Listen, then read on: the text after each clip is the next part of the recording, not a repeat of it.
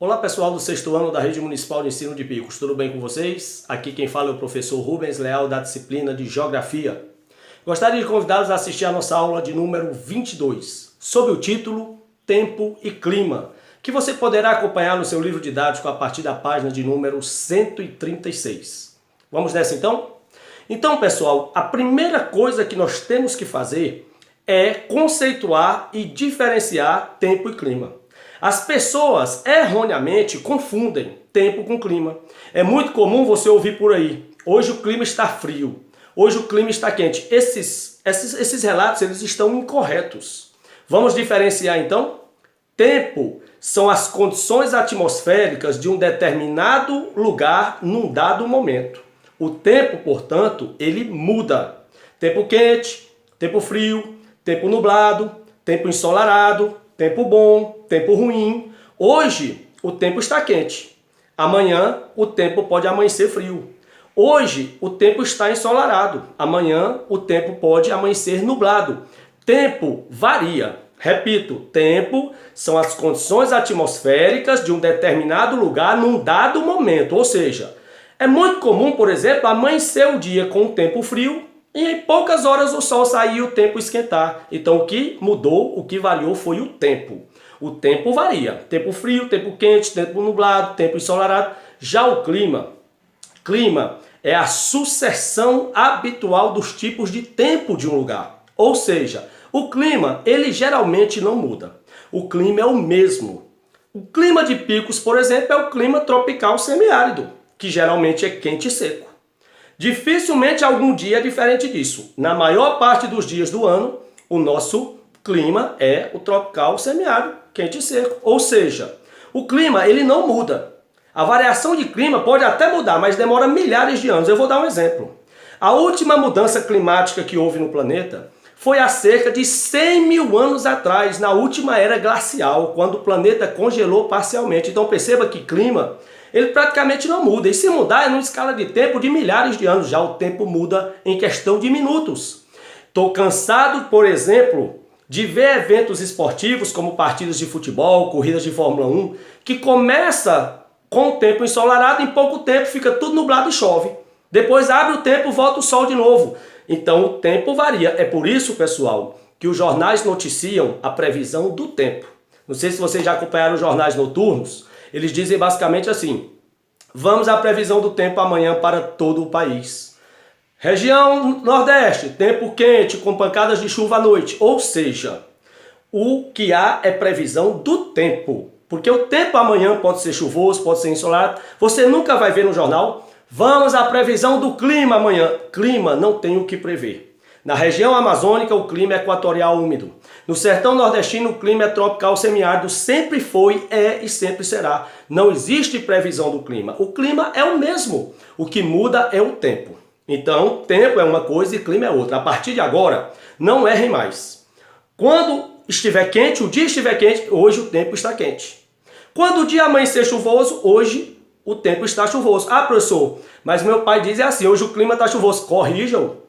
Se seu vizinho diz: hoje o clima está quente, corrijam, é o tempo. Tempo chuvoso, tempo quente, tempo frio, tempo nublado, tempo ensolarado. Clima não muda. O clima de Picos não é quente, nem frio, nem chuvoso. O clima é tropical semiárido. Sempre foi, é e sempre será. O que muda é o tempo. Ok? Partindo daí, vamos para um novo conceito, o de massas de ar. Massas de ar, pessoal, são grandes porções de ar que geralmente carregam características de temperatura e umidade das áreas onde se originaram. Eu vou dar um exemplo. A massa de ar que atua no Nordeste é a massa equatorial úmida. Quando ela chega no Nordeste, o que ela traz? Se ela é equatorial, ela se formou próximo da linha do Equador, que é uma área quente, então ela é quente. E se ela é úmida, ela veio do Oceano Atlântico, então ela traz água, umidade, ela é quente e úmida. Vou dar o exemplo da massa que atua no sul do Brasil.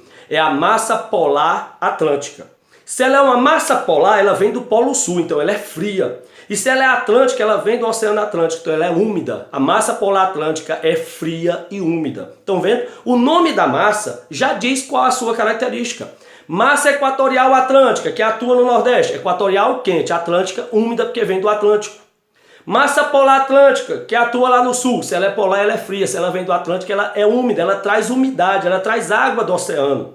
Então isso é massa de ar. Outra coisa que é importante você conhecer, outro conceito, é o de meteorologia. Meteorologia, pessoal, é a ciência que registra as condições para previsão de tempo.